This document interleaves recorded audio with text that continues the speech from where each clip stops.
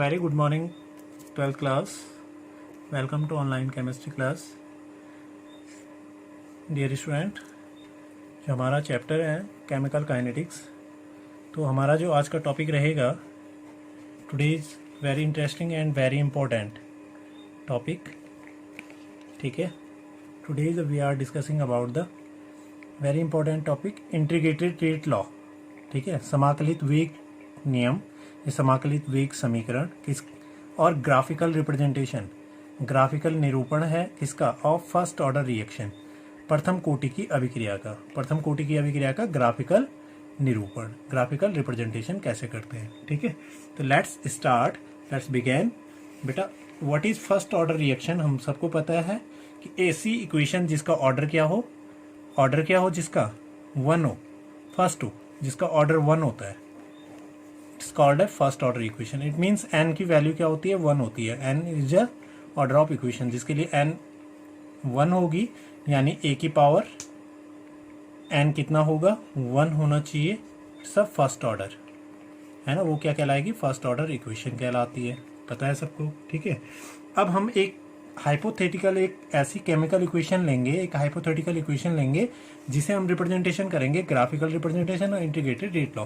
तो माना सपोज एक इक्वेशन हम ले लेते हैं, ए गिव्स क्या है, प्रोडक्ट, या बी ले लेते हैं मान लो. ये एक ऐसी हाइपोथेटिकल इक्वेशन है जिसके लिए हमने क्या करना है, रिप्रेजेंटेशन करना है भाई, जिसके लिए हमने रिप्रेजेंटेशन करना है फर्स्ट ऑर्डर का. ठीक है, ध्यान से आप देखोगे.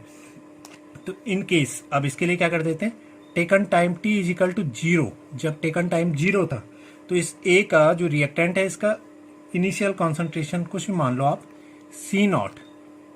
ठीक है, जैसे मैं फर्स्ट ऑर्डर बेटा पहले भी आपकी इनिशियल वीडियोस में बना चुका हूँ, इनिशियल पार्ट में बना चुका हूँ, उनमें फर्स्ट ऑर्डर के लिए बताया था. इसका फर्स्ट प्रारंभिक सांद्रण हमने क्या लिया था, इनिशियल कॉन्सेंट्रेशन A0 लिया था. तो चाहे A0 नथिंग एल्स, आप जो मर्जी वो ले लो.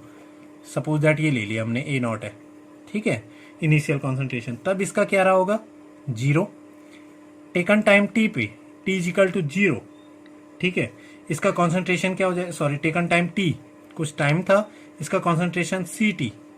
अब ct की वैल्यू हम क्या आगे लेंगे, उस पोर्शन के लिए हम मान सकते हैं ct जो फाइनल कॉन्सेंट्रेशन था, ये मान लो आपका कि उसका जो इनिशियल कॉन्सेंट्रेशन था उससे x मोल डिकम्पोज हो गई, तो क्या हो जाएगा, C0 माइनस एक्स या A0 minus x, nothing else, और कुछ नहीं है. C0 माइनस एक्स, उसके इनिशियल कॉन्सेंट्रेशन से S क्या हो गया, डिकम्पोज हो गया मोल. तो डिकम्पोज हो गया, उतने से इतना घट जाएगा ना, तो C0 माइनस एक्स हो जाएगा. तब इसका कॉन्सेंट्रेशन कुछ भी मान लो आप, मान लिया सपोज दैट BT है, यानी कितने डिकम्पोज हुए, x. तब इसका कॉन्सेंट्रेशन कितना हो जाएगा, x, यानी BT की वैल्यू कितनी हो जाएगी, x हो जाएगी. जैसे यहाँ पे CT की वैल्यू क्या होगी, C0 माइनस एक्स, यानी C0 से उसके प्रारंभिक सांद्रण से x मोल डिकम्पोज हो गए, तो C0 माइनस एक्स हो जाएगा. ठीक है, तो हमेशा एक चीज और भी ध्यान रखना है, जो इनिशियल कॉन्सेंट्रेशन होता है बेटा, ये कुछ टेकन टाइम में कॉन्सेंट्रेशन से क्या होगा, कम होगा. यानी CT हमेशा क्या होगा, इज लेस देन होगा किससे, C0 से. जो प्रारंभिक कॉन्सेंट्रेशन है उसका हमेशा फाइनल कॉन्सेंट्रेशन से क्या होगा, ज्यादा होगा ना. CT लेस देन होगा C0 से, है ना, ये ध्यान रखना है. अब हम इस इक्वेशन के लिए क्या लगाते हैं भाई, वो लॉ लगाते हैं. ठीक है, डायरेक्ट भी आप कर सकते हो, मैं इनिशियल क्लासेज में आपको बता चुका हूँ, पहली क्लासेज में. अब मैं इस पे दोनों लॉ, जैसे हमने 0 ऑर्डर के लिए बताई थी मैंने ग्राफिकल रिप्रेजेंटेशन, ऐसे ही बता रहा हूँ, ध्यान देना. तो फर्स्ट हम पहले लगाएंगे कौन सा law, differential rate law, differential rate law. तो what is differential rate law, बता चुका हूं मैं, change in concentration with respect to time, जिसमें मतलब चेंज इन कॉन्सेंट्रेशन, मतलब इसका कॉन्सेंट्रेशन चेंज होगा विद रिस्पेक्ट टू टाइम, ये लिखते हैं. तो इसके लिए क्या लिखेंगे हम, इसको रेट को रिप्रेजेंट R से कर सकते हैं, तो रेट इक्वल टू, अब यदि अगर हम इस पर्टिकुलर क्या ले रहे हैं, C0 को लेंगे, इसकी रिस्पेक्ट में लेंगे, तो C0 बाई CT भी ले सकते हैं, C0 बाई DT भी ले सकते हैं. ठीक है, और A की रिस्पेक्ट में लेंगे तो AT भी ले सकते हैं. देखो कैसे लेंगे, एक तो पहले किसका साइन आएगा, माइनस का साइन आ जाएगा. तो अगर हम पहले रिस्पेक्ट में लेते हैं, देखो DC, इसकी रिस्पेक्ट में ले लेते हैं DC बाई DT, यानी change in concentration with respect to time. अब यहाँ पे हमने सी की रिस्पेक्ट में लिया है तो ये भी ले सकते हैं, या इसको ये भी हम लिख सकते हैं माइनस ए की रिस्पेक्ट में लेना है ए नॉट, तो ये लिख सकते हैं D A by D T, whatever आप जो भी ले लो।